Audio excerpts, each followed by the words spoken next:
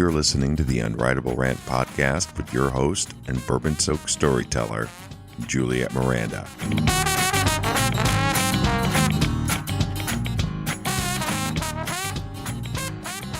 Hey there, y'all. It's Juliette Miranda, and this is episode 127 of the Unwritable Rant podcast. Today's episode is brought to you by Studio. This is a lifestyle brand that makes premium wireless headphones with studio-quality sound and classic Scandinavian design. They have the perfect balance of style and tech. Head on over to studio.com. That's SUDIO.com. And you can check out their headphones and see their amazing line of products. And if you want 15% off your purchase, just use the code RANT during checkout. And hey, bonus, they have free shipping worldwide. Now I have two stories for y'all today. Two very bourbon-soaked stories for y'all about a bacon assault and hunting down a gigolo. But first, we gotta have bourbon. I'm filling up my glass with a Very Old Barton Bottled in Bond. Now then, y'all, let's raise our glasses and lower our expectations. Cheers, y'all. So like I said, this is Very Old Barton Bottled in Bond bourbon. This is a 100 proof bourbon, and the mash bill is 75% corn, 15% rye, and 10% malted barley. Y'all, this bourbon is $15 a bottle. I am flat out shocked how good this bourbon tastes at that price. It's crazy. It is a little disconcerting up front because when you smell it, it has this incredible vanilla flavor. But when you drink it straight, just that first sip, it's really oaky and a little bitter. So what I've done is added some ice to my glass, and that changes the flavor of this bourbon tremendously and just makes it really, really nice. It mellows it out, and then what you get is a bunch of spice and a little bit of lemon, and then it just smooths out into this wonderful butterscotch sort of flavor. Now, what I will say is that flavor is fleeting.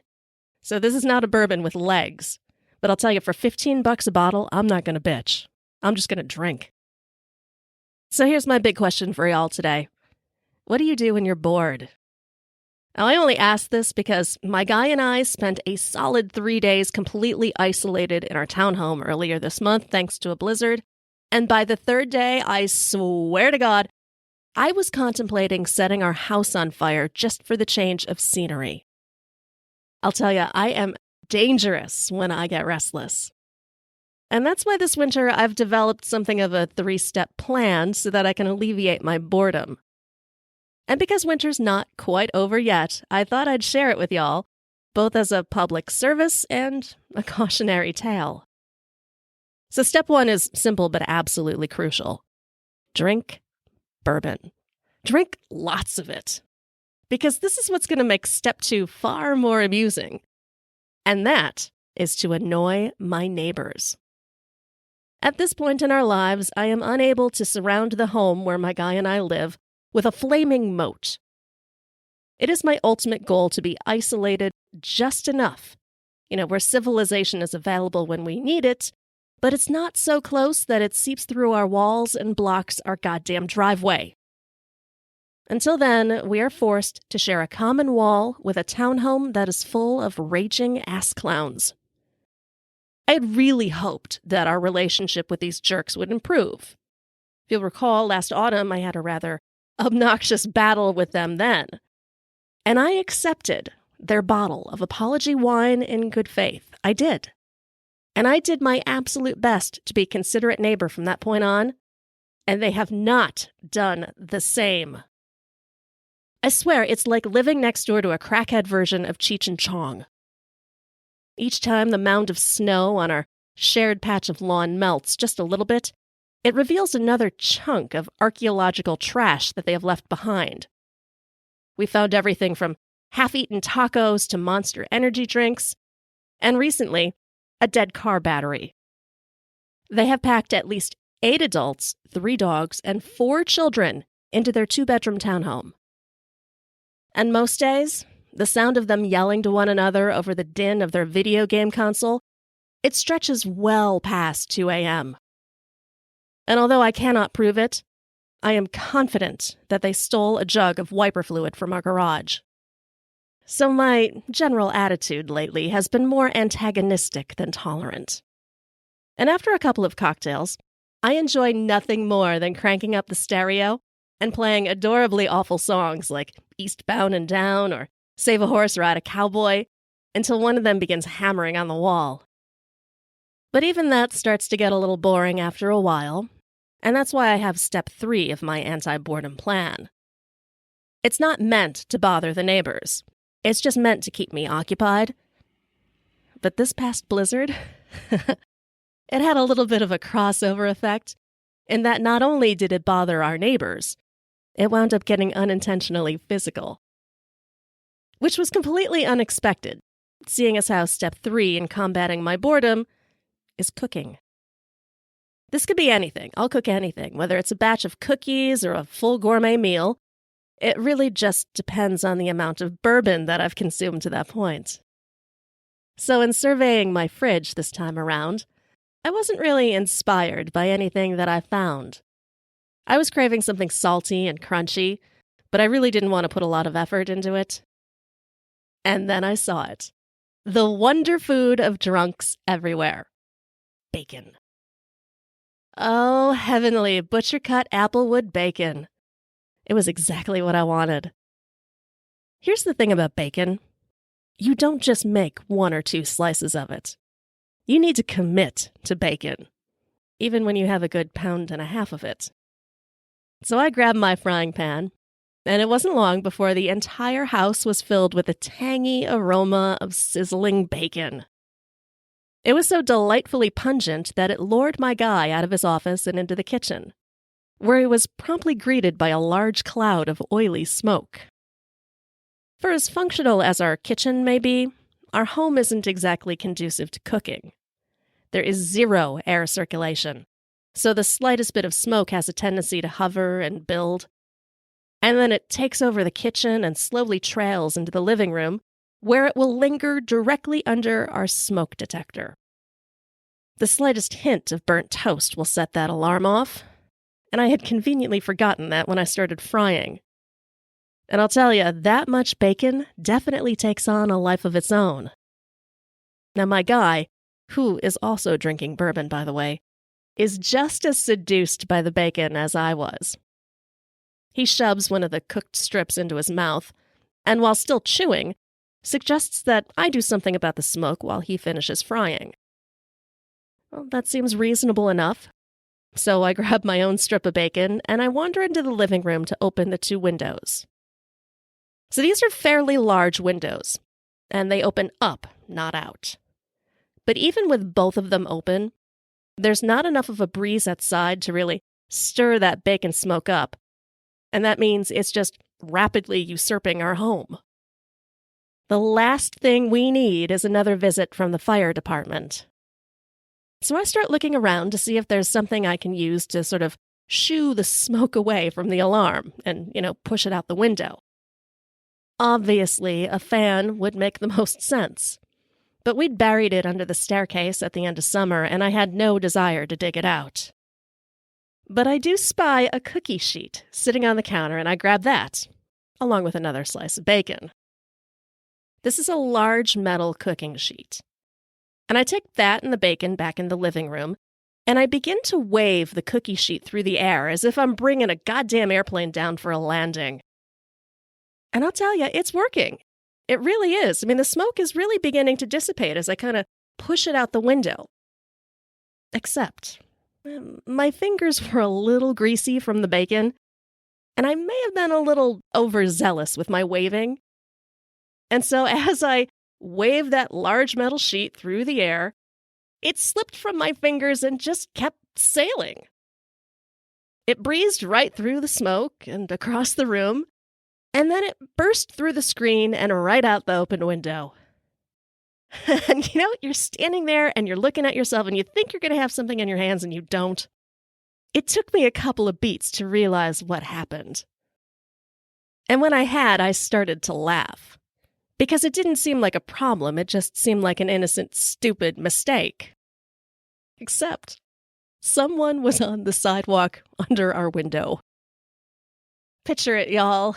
You're just standing outside, doing whatever it is you do, minding your own business, talking on the phone, whatever. And you are interrupted by a large metal cookie sheet barreling down like a demon from the heavens to clock you on the head. So there is a hellish clatter, and it's followed by vicious swearing. So I'm forced to reluctantly poke my head through the busted screen and assess the damage. If you will recall, our living room is actually on the second floor. So that cookie sheet plunged a good 10 or 12 feet before landing directly on one of my crackhead neighbors. I wasn't sure which. They're all really kind of hard to keep track of. Nevertheless, he was pissed. He starts yelling up at me. He's calling me a psycho bitch from hell, and he's really making it sound as though I had deliberately assaulted him. Look, I might be somewhat crazy, and I was definitely somewhat drunk. But I'm not a savage. I don't regularly throw anything out the window, let alone my good cookware. Although I will admit, I did take just a little bit of delicious satisfaction in the convenient timing of it all. If I'm going to hit anybody with a cookie sheet, thank you, Lord, for making it be one of my crackhead neighbors. And considering just how much I dislike this guy, I really wasn't in the mood to apologize. So I look down and I go, dude, you're fine. And he was. He wasn't bleeding. He didn't have a lump on his head. His eyes were intact. It was all good. But that neighbor is still swearing at me. And this is when my guy comes over. His mouth is full of bacon, he's got a bourbon glass in his hand, and he just kind of sticks his head out the screen and looks down. He sees the angry crackhead neighbor, looks back at me, rolls his eyes, and then trots back into the kitchen to finish the bacon, which is clearly his way of saying, this is your mess, you deal with it. Thanks, baby. Well, I wasn't exactly sure what anyone expected me to do. The neighbor dude is looking up at me as though he'd like to send that cookie sheet sailing right back through the window. And in a way, I kind of hoped he would. It sure would save me from having to go out in the snow to collect it. But no, that dude just keeps yelling at me. He's calling me every conceivable name he can think of. And then he finally caps off his tirade with a threat. He's all, I'm gonna call the police. Oh, are you, dude? This guy was outside, clearly smoking a joint. I can see the joint in his hands, and I can smell it wafting up at me. Because there's nothing quite as distinctive as the stench of skunk weed. And weed is really barely legal here in Illinois. So screw this guy. I'm going to call his bluff. I say, fine, you call the police. And I'll tell them all about the little meth lab you have in your garage. I don't really know if this guy has a meth lab. Frankly, I don't think any of these people are smart enough to make meth. But I sure as hell do believe that they are up to something over there. And I wasn't about to let that sketchy dickweed get the best of me. And what do you know? That shut him up. He seems a bit stumped for a minute, as if he's trying to formulate some sort of really smart, witty comeback. But all he can really do is raise his middle finger up at me and yell, "Fuck you!" And I just lean forward, give him my best smile, and I say, "Try me." We face off for a few more seconds. He's all snarling and stupid, and I'm charming and drunk. And it's clear, neither one of us is really going to win this particular battle. So in a final gesture of disgust, he raises his foot and brings his giant steel-toed boot down over and over on my cookie sheet until it resembles a hunk of chewing gum. I calmly close the window over the flapping screen and wander into the kitchen to pour myself some more bourbon and wrestle the last of the bacon away from my guy. As for that cookie sheet, well, I am sure it will make a fascinating discovery for someone during the spring thaw. And now, bourbon. Oh, I love this bourbon. So my producer and I are absolutely loving our studio headphones. Now me, I'm wearing the Regent on-ear headphones, and they're awesome. He's using the Vasa earphones. And according to him, the high end and bass response is absolutely incredible. I don't know exactly what that means because I'm not a producer, but it sounds good. Here's what I do know. I tried his Vasa earphones out, and here's what I loved. I'm not particularly a fan of having anything in my ears. It just feels a little too alien to me. But the Vasa earphones actually come with 4 pairs of extra sleeves, and they're all different sizes, so that you can just make them fit perfectly in your ears, which I love because then it just feels more natural. It's amazing. And they have this anti-tangle cord. You can do whatever you want with this cord. You can ball it up in your fist, drop it, pick it up, and it won't be tangled. It's like magic. So these Studio products are amazing, and they're beautiful and so high quality. Definitely check them out. The website is sudio.com, sudio.com. And if you see something you like, you can get 15% off just by using the code RANT, R-A-N-T, at checkout. So I want to be clear about something. Boredom wasn't the only reason I was so combative during this snowstorm I was telling you about. I was mostly feeling pissed off because that snow forced us to postpone my birthday party. I know, it's silly and completely narcissistic, but my birthday is stupid important to me. It just is.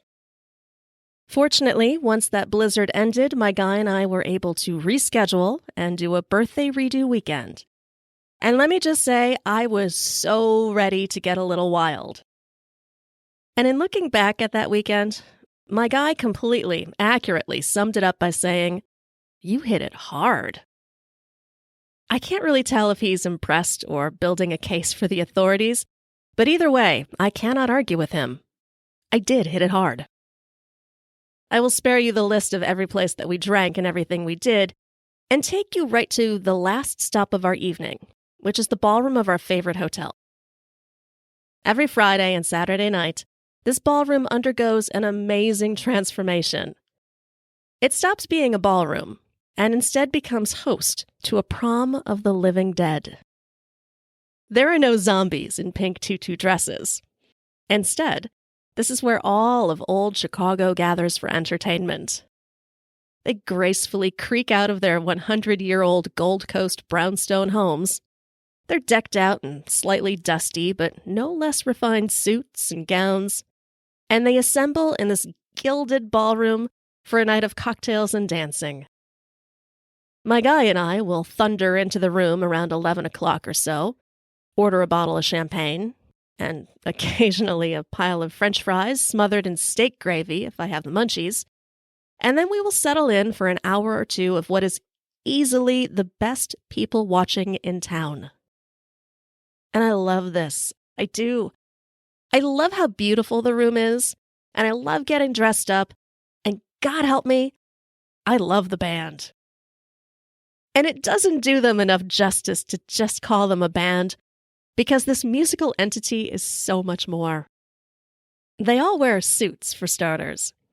Matching ones with white jackets and patent leather Oxford shoes that are polished so vigorously they reflect up. Even their instruments are polished to a high gloss, including the singer's chrome-plated die-cast vintage microphone. They tend to favor playing the classics, and by that I mean Bill Haley, Buddy Holly, and the occasional Frank Sinatra song. My guy and I will dance, but we can never keep up with this spry bunch. And that's where things get a little weird, because as we took a breather and watched the crowd, I spotted easily the oddest sight I have ever seen in this ballroom. There, dancing among all the gray hair and dingy diamonds, was a rather young man. He was probably in his 30s or so, lanky and slim, and decked out in a very, very expensive suit. I can't say he was especially handsome, but he had a certain cavalier sort of attitude that just made him seem appealing. And he was dancing as if he was Patrick Swayze. It was spectacular. He and his partner, who was, by the way, a 60-something lady, were doing the foxtrot, and they were good. I mean, it wasn't so full-blown that the dance floor cleared to watch them, but wow, did they stand out. And I'm watching this spectacle, and I'm thinking, who is this kid? And as the song ends, the lady slips her hand into the crook of his arm, and he escorts her back to a table. After depositing her back in her seat, he extends his hand to another AARP member and walks her out onto the dance floor, where they begin doing the jitterbug.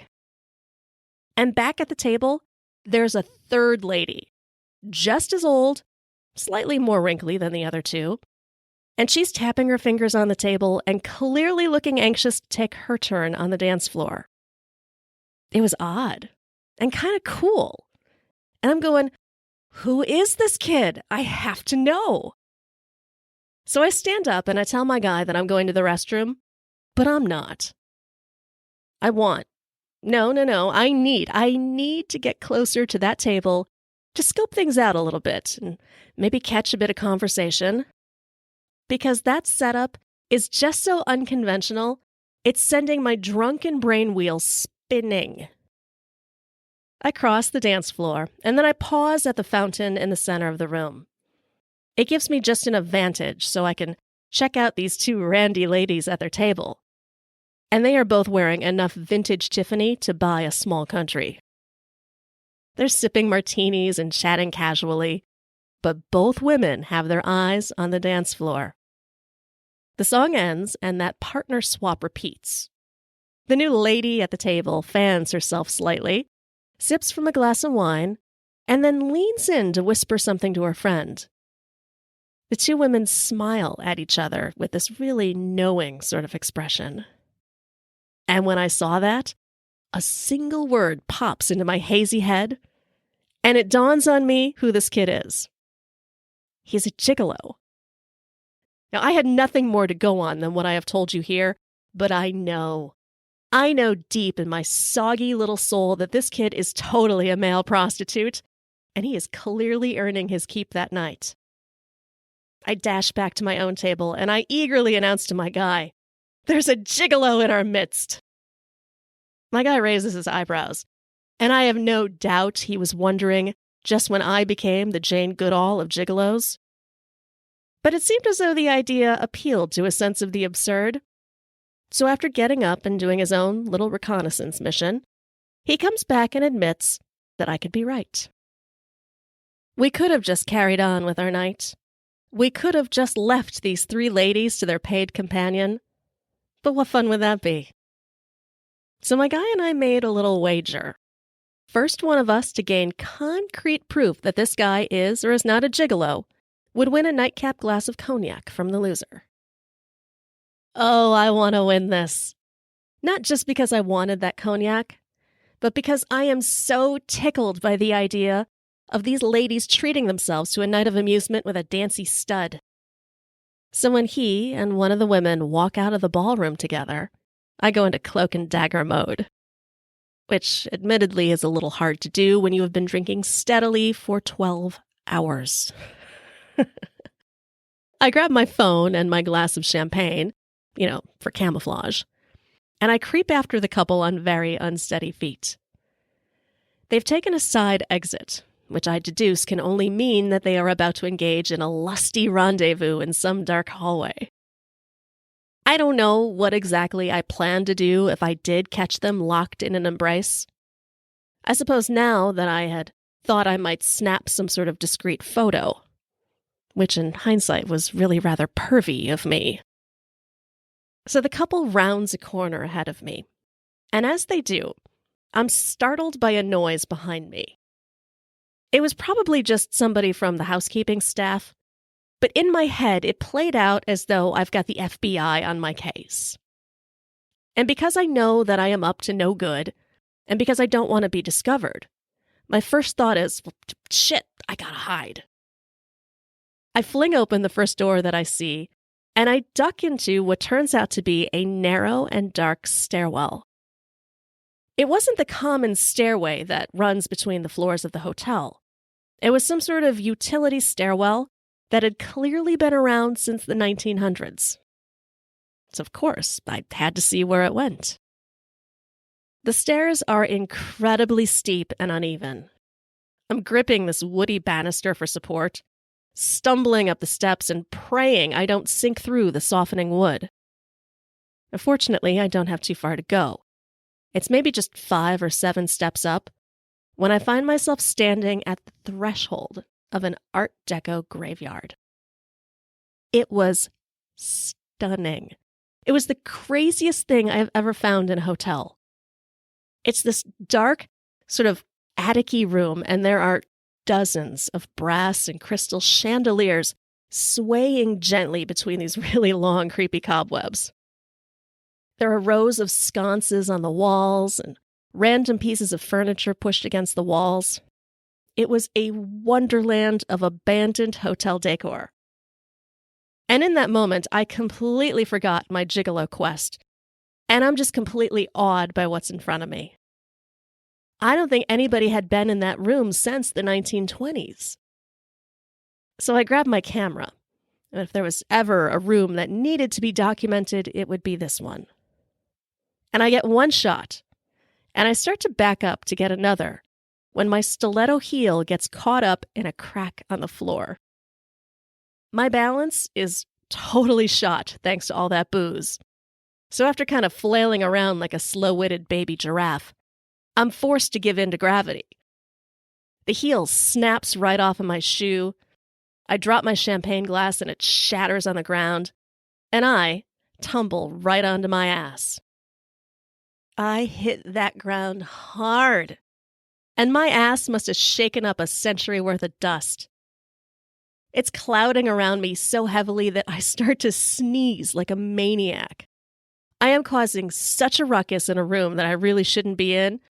I'm convinced the entire hotel can hear me rattling around between the floors like a poorly contained secret. So I scramble to my feet and I limp back down those stairs and out into the hallway. I am certain that everyone is staring at me as I trip back into the ballroom. And let's face it, they probably were. I look as though I've just crawled out of the backseat of a Studebaker. I'm only wearing one shoe.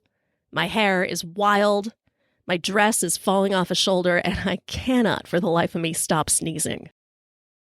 Whereas my guy, he is just sitting at our table, sipping champagne, looking as cool and suave as can be. And he doesn't appear at all surprised to see me a hot mess. I kind of fall into my chair a little bit and do my best to brush my hair off my face, and as I do, my guy doesn't say a word. He just slides a card across the table to me. I glance down at it and I see that this is a business card for a professional Arthur Murray dance instructor. God damn it! And then it dawns on me, my guy has known this all along. And the twinkle in his handsome eyes completely confirms this. Son of a bitch. I kick off my other shoe and I walk barefoot up to the bar for last call. Clearly, I owed my guy a drink. Well, thank you so much for listening to this episode of the Unwritable Rant Podcast. If you want to check out back episodes, just head on over to theunwritablерant.com. You will also find a link there to our very fancy, awesome merch store. Right now, it's got t-shirts and a coffee mug, but coming soon in just like 2 more weeks, flasks. So hope you all have a great week. I will be back to chat with you next Sunday and share some more bourbon-soaked stories. Cheers, y'all. Go to theunwritablerant.com and sign up to get early access to interviews and new videos. And don't forget to connect with Juliette on Twitter at Morning Neurosis. Girl, you as pretty as a Sunday morning, standing on the corner at Carondelet. What you say we make our way up to Bourbon, couple hurricanes and a hand grenade, and get blown away. Let the chips fall where they may. If it's all the same, what you say, bon ton, hey, pretty mama, I can smell the gumbo. Sweet as taste of honeysuckle on my lips. Good God Almighty, I can hear the trombone. Every heart ought to beat to a rhythm like this. Come a little closer, honey, let me hold you. Nothing tastes better better than a bourbon kiss. You can be the flower on my magnolia. Every heart ought to beat to a rhythm like